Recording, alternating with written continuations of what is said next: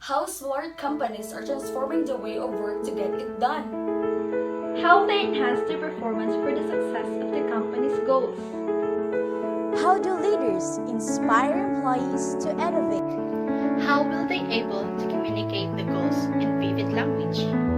Since we all know that there's no such thing as perfection, there are ways and challenges that are inevitable and should be faced by the company whether they like it or not.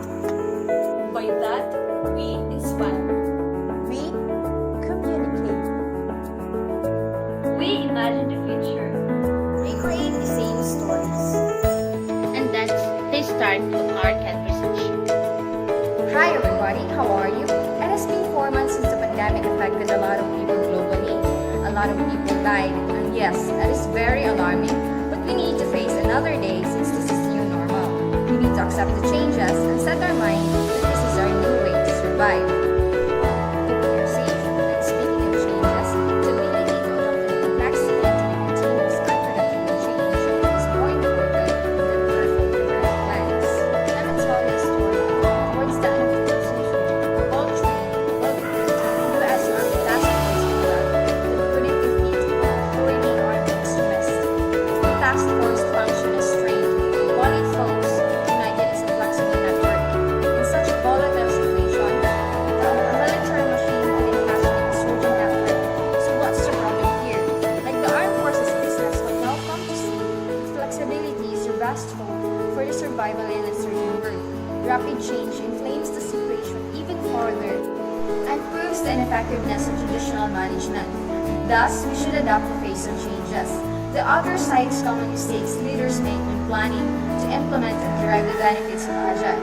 These include introducing Agile as just another business process with top management hedging your bets on its success by a less fulsome commitment. And then there is the mistake of rigidly applying methodology conceived somewhere else for some other business and attempting to micromanage the change. And there is the common mistakes too of skipping and training and coaching so that people only understands the idea but don't embrace its mindset as their very own. When done right, Agile continuously deliver more value to the customer from less work, which results in terrific returns to the organization. My name is Isla. So, there are 3 things that you should know about me. 1. I love traveling. 2. I was born in 1996. And 3.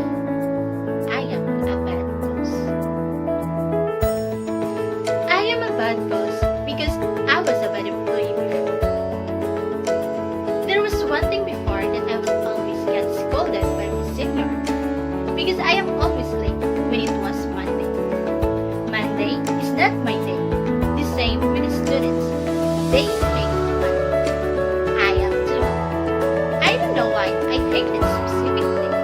But one thing for sure is it's not to reality.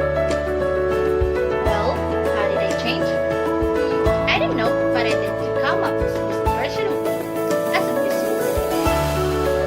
Change has fascinated me, and my whole career has been built around helping others live with change.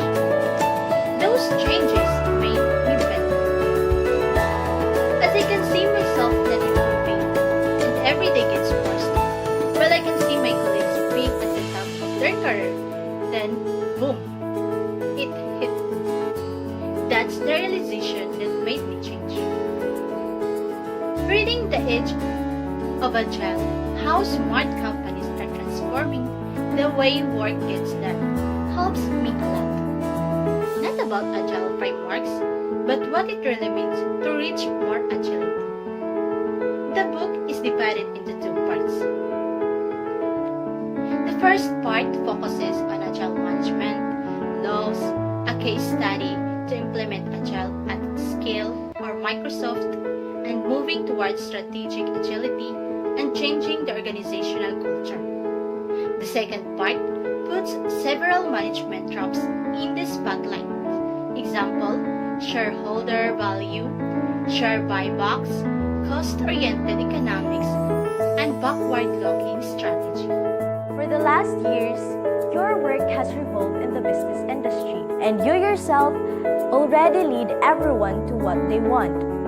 But your colleagues has been talking about how will you all improve your market position by becoming a customer-centric organization. Yes, leadership. Leadership has something to do with mapping out where you need to go to win as a team or an organization. And it is dynamic, exciting, and inspiring. However, what can make you a better leader?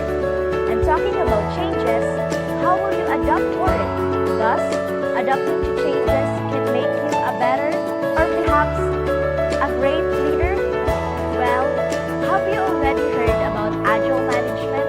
The Age of Agile was a book of Mr. Stephen Denny, that is a former World Bank employee and had held several respectable management roles. Mr. Stephen understands the company performance well and devises a plan to help you utilize your resources and in a much more cost-effective manner.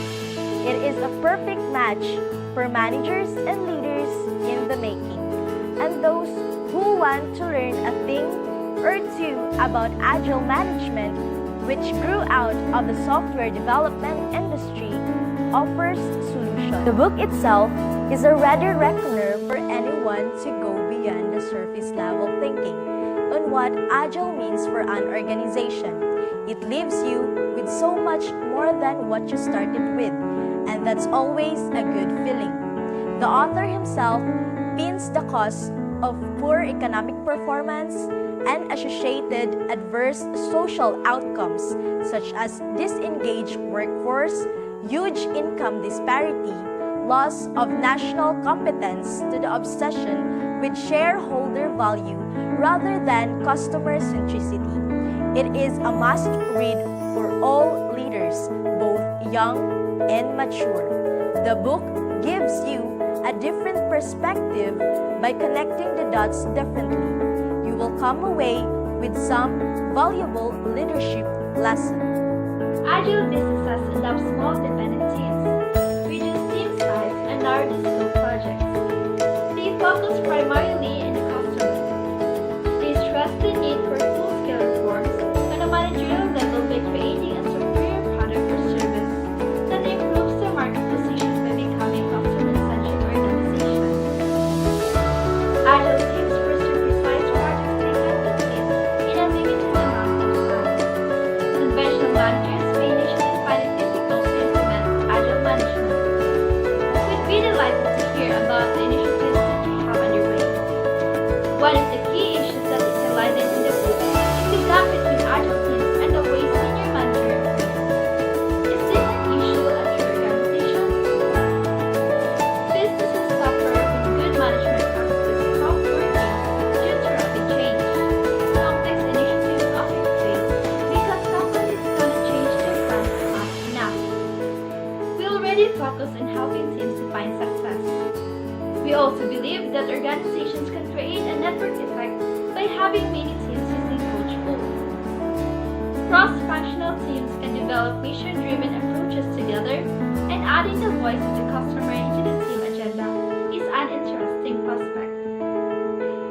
It's a little like the challenge of aligning team goals and organization goals. A light nudge is required to develop alignment to organization and customer. Denny does a good job of breaking down the Agile method into hard facts.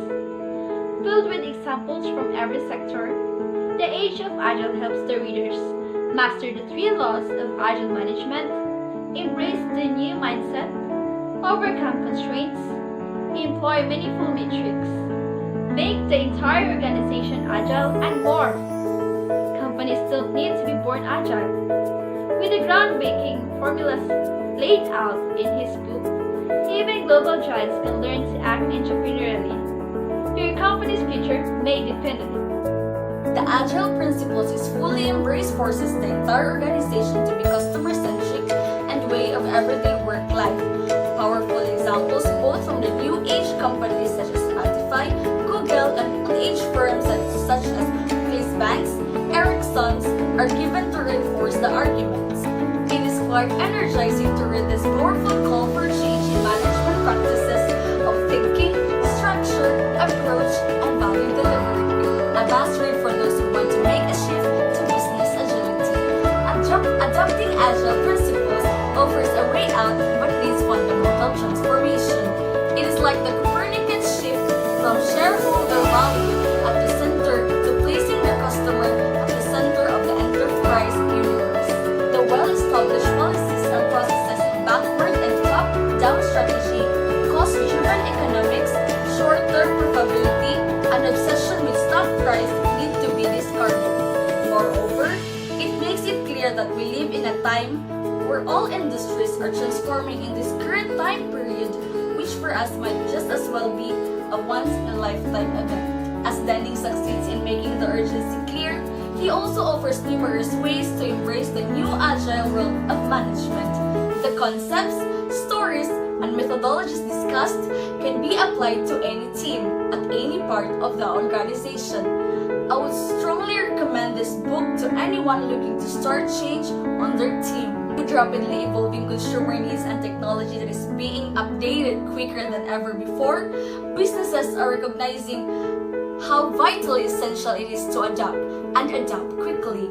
The Agile movement enables a team, unit, or enterprise to nimbly acclimate and upgrade products and services to meet these constantly changing needs. There were 3 laws that are established in Agile management. The law of the small team. The law of the customer.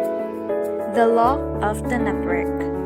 The law of small teams takes consideration to important keys, advocate for flexibility, use smaller teams, set deadlines, lay emphasis on getting things done, work full steam ahead and campaign for transparency.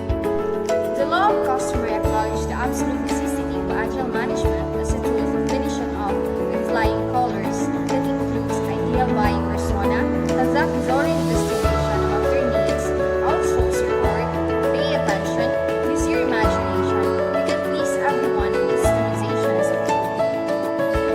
The law of the network. Once you get all bases covered, it's time to create a decentralized network of small groups, which will enforce your strategies. Smaller groups equal greater efficiency. Centralized chains of command implemented in conventional management systems are not applicable to the modern age. And that will typically be the story. Stories that inspire people to imagine different future and a different way of acting in the world. Great case studies to understand why we need the 3 laws of the customer, the small team, and the network. Thus, leaders inspire employees to do anything really by their own conduct, and by leadership, storytelling that they need to live the values, they need to live the goals, and they need to be able to communicate the goals in a vivid language. We inspire.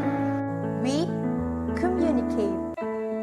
We imagine the future.